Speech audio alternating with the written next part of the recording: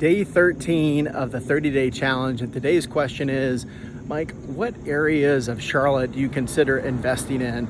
And I think it depends on the overall strategy. You know, if it's a buy and hold strategy versus a value add strategy versus a tear down and rebuild.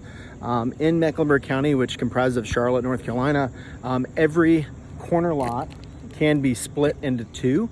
And so I think there's unique opportunities.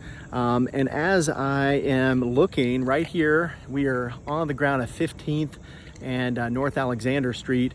It's just off of Noda in an area called Belmont Village, and Siegel.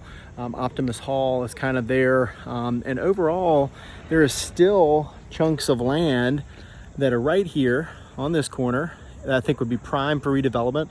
Literally on the other side of this area, I can see Uptown Charlotte. And a lot of these houses, this is Good Shepherd Baptist Church. On the other side is a single story, ranch style home. And right here you can see, obviously much more modern and kind of unique looking homes with a, 2-car garages, very slender lots, right next to a greenway. So what I like about this area is you can walk to Birdsong Brewery, you can access Uptown Charlotte very quickly, and there's still these value add projects that I think can be so much in the way of opportunity. So where would I look for an investment?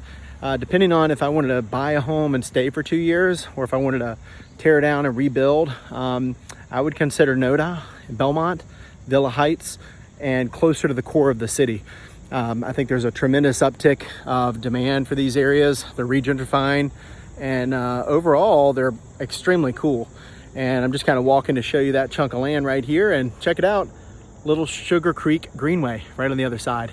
So that is where I would recommend you would look to invest for the long term as Charlotte continues to grow. People come into the area and you end up with some super cool areas and houses like that. Kind of cool, right? Have a great day, guys. See you soon.